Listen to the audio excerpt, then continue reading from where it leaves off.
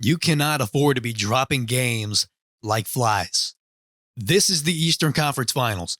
It does not matter if it's the middle of October, game 1, game 2, game 3 of the regular season, the 82-game regular season.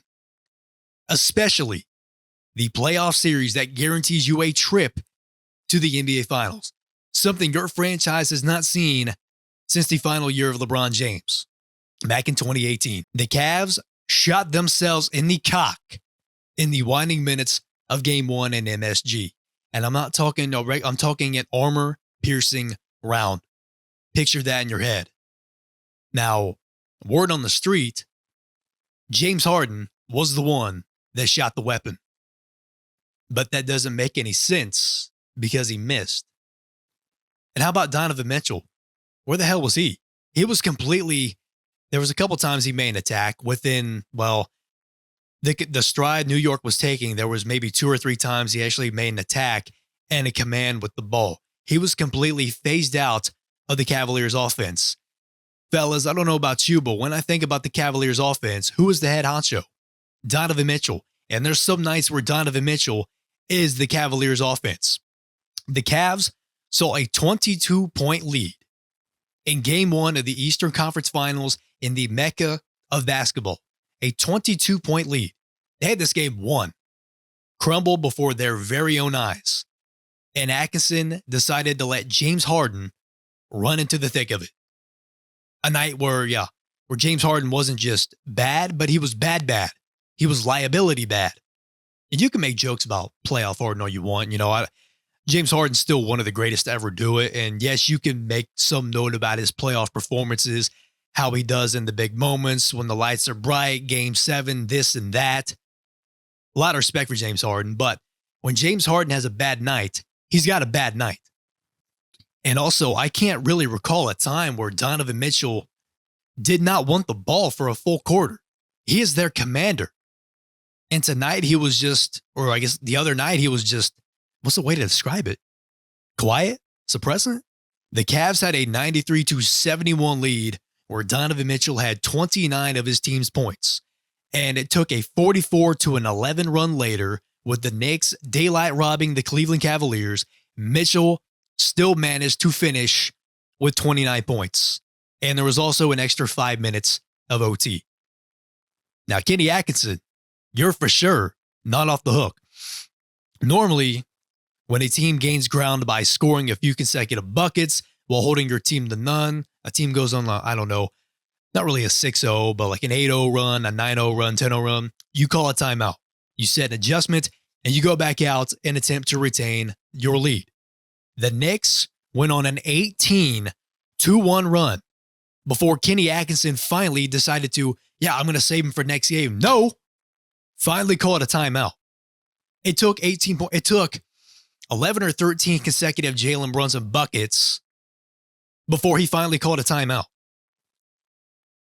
Didn't care about the momentum. Didn't care about Harden getting cooked by Jalen Brunson. Play after play after play. It took 18 points before Kenny Atkinson called timeout. Now, hey, he's also responsible for not getting Harden out of the kitchen and getting him scolded with hot oil numerous times, getting attacked on defense. 93-71, 8 minutes remaining in the game. All you have to do is play with the clock, and that's it. But I do want to go over a brief play-by-play over a good chunk of these plays in the winding 8 minutes where the Cavs saw their 22-point lead go to smoke and mirrors. Now you'll notice, well, Jake, you kind of sound like a broken record and a lot of this shit. First play on that next run, OG Anunoby sets a ball screen, top of the key for Jalen Brunson. That's going to get James Harden switched onto the ball. That is where the primary major catastrophe began. That's a big yikes. Brunson's going to cross over. He's going to drive left. That's his signature move. That's his sweet spot. Harden's going to jail himself behind Jalen Brunson, meaning, hey, I'm completely trapped behind Jalen Brunson with the ball. I have to pray that he misses a floater or he kicks it out to get the responsibility off of myself. You got Dean Wade playing the gaps. Brunson's going to get a touch off the floater. That's cool. Shake it off. You're still up by 20. That next possession, Landry Shamet, man. Landry Shamet's a hell of a ball player, man. he is a hell of a ball player. There was, in one possession, not only did he play great ball defense on Donovan Mitchell, he forced a loose ball. He forced Mitchell to pick up his dribble and look to pass. I think it was inside the arc. I want to say Mitchell was over on the elbow or maybe the dash line or the free throw line. Got Mitchell to pick up his dribble, and he also drew an offensive foul and a charge on Evan Mobley in just one fucking possession. Next play for the Knicks, I mean, it's the same draw up. We're going to get James Harden switched on to Jalen Brunson with the ball, get a ball screen from OG, top of the key, get Brunson to drive left, ghost out Harden, don't get Max Strus to play the gaps, just get him to stick on Landry Shamet in the corner off the drive, and good for James Harden. Guess what? He got the block. Good for New York. Cat got the rebound, Strus fell asleep, Shamet shifted from the corner over to the wing, and he got a three. Next play for Cleveland. They allow, 2 consecutive buckets. Not a big deal. You still have a hell of a lead. James Harden, Jared Allen set up a 2-man game. Allen with the step-up ball screen. Cat's getting ahead as Harden dishes to Mitchell on the top of the key. And here's where Mitchell could have had a highlight play and somewhat subtly suppressed the momentum that New York was starting to gain. Bridges hustled over to close out. Mitchell got him on a jab and a push cross and got Bridges to nearly fall on his ass. Then if I were him, then again, this is just me saying that, not that like I play the game of basketball professionally, but just seeing it from the broadcast view. Hey, I might have just, dribble drove over to the left mid-range and then attack Landry Shamet. Although I understand Landry Shamet's been giving me fits, that's when I'm out on the perimeter. Instead, he tries to swing it back over to James Harden, like I want to say the opposite side wing, and it results in a turnover. Dean Wade shuts down the opportunity for OG to set a ball screen like we've seen the past 2 possessions. And now Jalen Brunson is now out in isolation against James Harden. That's cake. Brunson, dribble package, push cross, attack left on Harden again, beat him off the dribble. Jared Allen has to roll up to contest and protect against the floater. That leaves Cat open on a dime and a score, and that is now a 7-0 run for the New York Knicks. So this is personally the offensive possession where I knew the Knicks were going to have that edge. I don't know if it's going to be slight, but the edge over Cleveland. We have Donovan Mitchell being guarded by Mikal Bridges, and we have James Harden being guarded by Jalen Brunson. Those two set up a 2-man game. Harden sets a slip screen and forces a switch where Brunson is now on Donovan Mitchell. Folks, if you go back to the first round series between the New York Knicks and the Atlanta Hawks, what was the Hawks' game plan? I want to say the first 2 games. It was attack Jalen Brunson. He's smaller. He can't keep up. He can't keep up the physicality. He keeps getting beat off the dribble. He's just smaller. This is where Donovan Mitchell can do what he does best. Dribble, be physical, and attack. You have Mikal Bridges playing the gaps. Mitchell's going to hesitate to attack, so now he's going to bounce one over to the wing, over to James Harden. And guess what? The play gets iced out. Mitchell can now not get open, and now he's stuck at half court, being locked up by Jalen Brunson. Harden has the ball. Now he's out in isolation against Mikal Bridges. And Harden's not going to get any help since he was looking for Mitchell to get open. So the shot clock went from 10 to 9 to 8 to 7 to 6. So now he has to attack one-on-one against an elite perimeter defender, which resulted in, you could probably guess, a miss. So, if there's one thing is it really like positive attribution or compliment? The Cavs still keep trying to, keep size on Jalen Brunson defensively, at least setting up in the half court until, the Knicks force a switch. But Bridges went to go set a ball screen. Brunson's going to deny it. Dribble drives with his left. Hits a beautiful scoop layup over Dean Wade. This is where a timeout needs to be called. It's a 9-0 run for New York. Bring the guys in, regroup, make a defensive adjustment on who's going to get Jalen Brunson. Are we going to keep size on him? Or are we actually going to keep somebody that can keep up with Brunson and not allow him to dribble drive inside? Next play, Cleveland, Harden flops to force a dead ball and really a foul. Since Cleveland was in the bonus, he went 1 or 2 at the line. Same agenda moving forward. That broken record shit I was talking about, this is where it gets applied. Bridges, slip screen, forces a switch for Harden onto Brunson, between the legs, into a crossover. This time attacking right, not left, but attacking right on Harden. So, shaking it up a little bit, doing something different.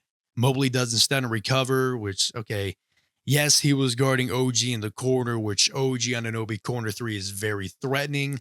But Jalen Brunson is now putting you guys on a pedestal. It is now tearing your team up. Brunson has hit a beautiful array of shots primarily all night and definitely in this run.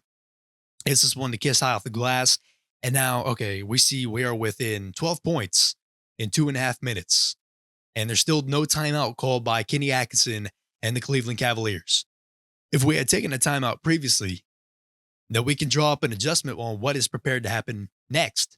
Brunson, instead of taking getting a ball screen from OG, not really shaking it off, not really necessarily yes, shaking it off, not really necessarily denying it, yes, kind of denying it. He's going to purposely get himself one-on-one with James Harden. Nobody on Cleveland's saying shit. So now you kind of just have to let it happen. Brunson dribble drives just a few inches inside the elbow, hits yet another J over James Harden. That is now 4 shots in a row Brunson has hit on James Harden. Not only did the Knicks start to tune up more offensively, defensively, they started to press up more men defense, and the Cavs attempted to move the ball a little bit more. Shaman's half-court pressing Mitchell, Bridges tied up against Harden on the wing, Mobley silenced by Cat on a post-up, and we get ourselves in a scenario again where there's 6 seconds left on the shot clock, and we see James Harden against Mikal Bridges, one-on-one, that same side wing as before. Yikes. And guess what? Harden didn't just, do a tween step back into it hits off the back heel, clanks off the front iron. I mean, he airballed it, whiffed it. Would you like to take a guess what happened that next possession for New York?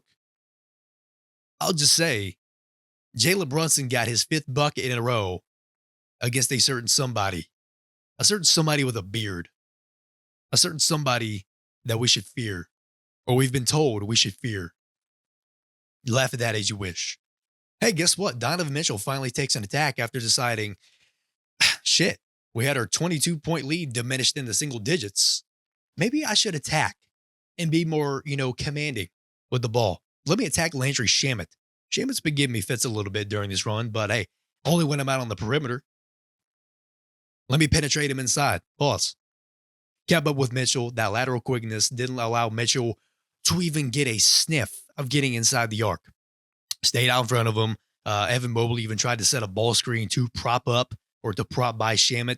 But Mitchell got him with stopped on a dime, got a step back, and he missed. But did I mention that we still have not taken a timeout to seize the momentum just marginally? Just a morsel, just a sniff, just a little bit. Jalen Brunson switches up next possession.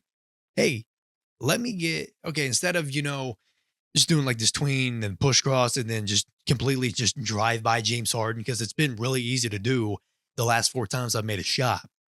Let me switch it up. Hey, let me get Harden to reach in on my dribble and get him angled to where he's not set in my face, and I'll get him on a step back. You want to take a guess what happened there?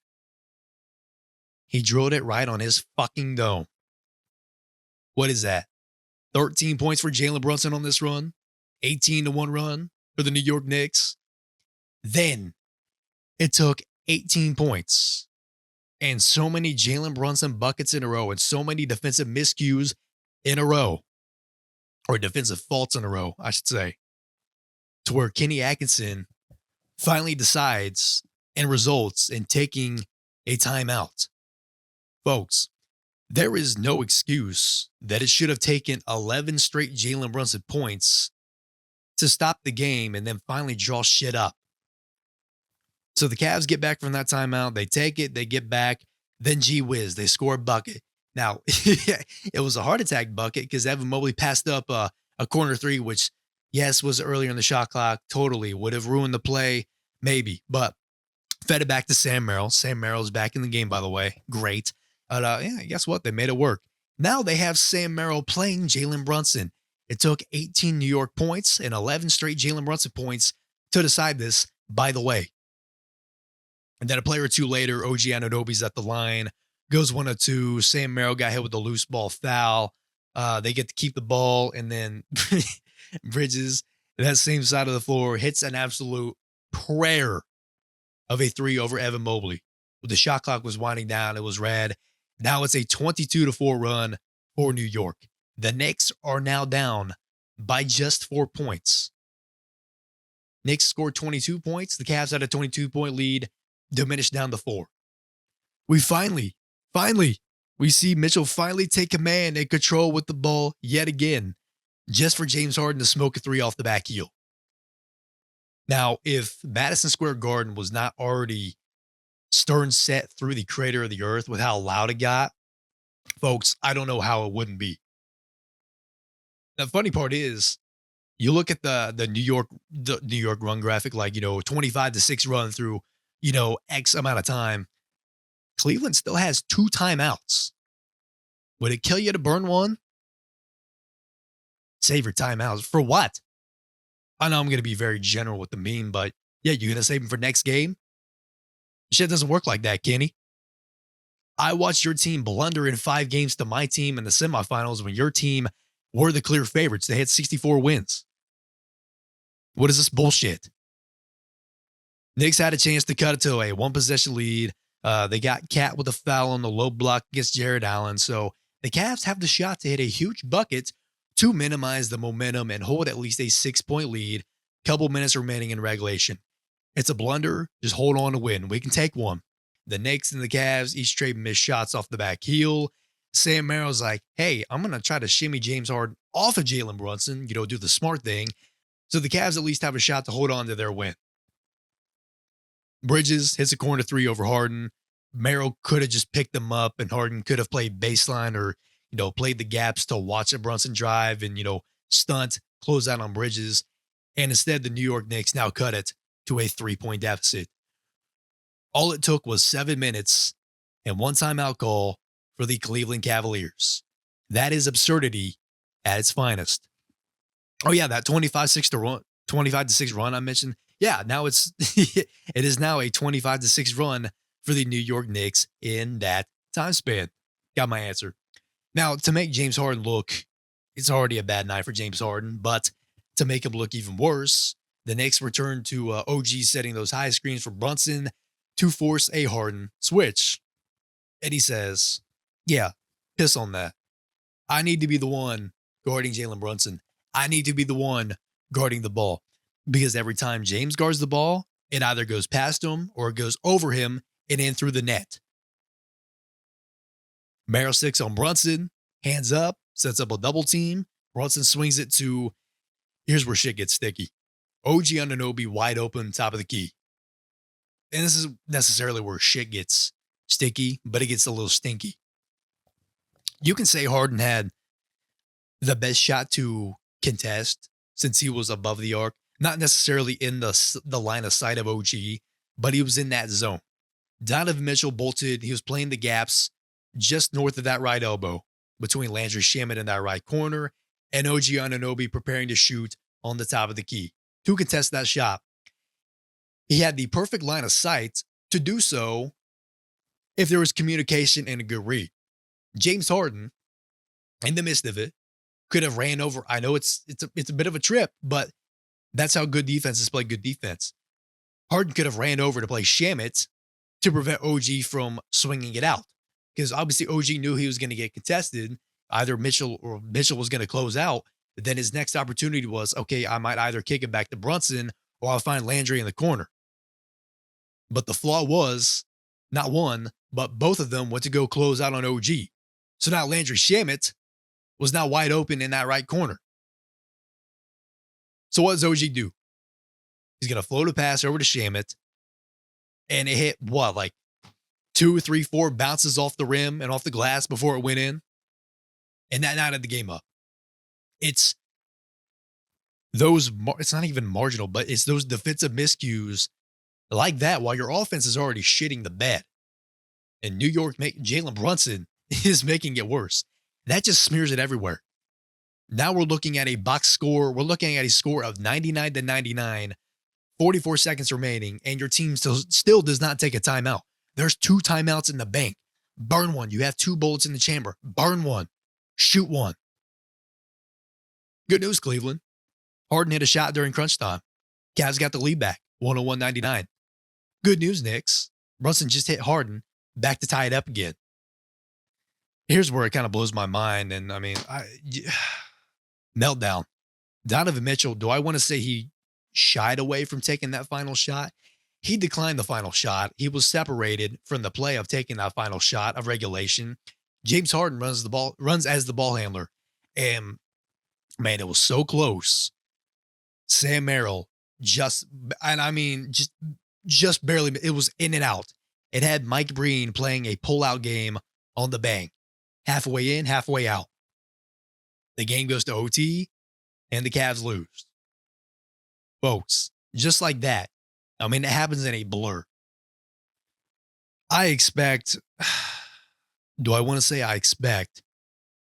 I can say we need to see better. Kenny Atkinson in this entire Cavaliers team, they need to be better in game 2. This game they lost a game that they had won. This team did not lose to the New York Knicks. They lost to themselves.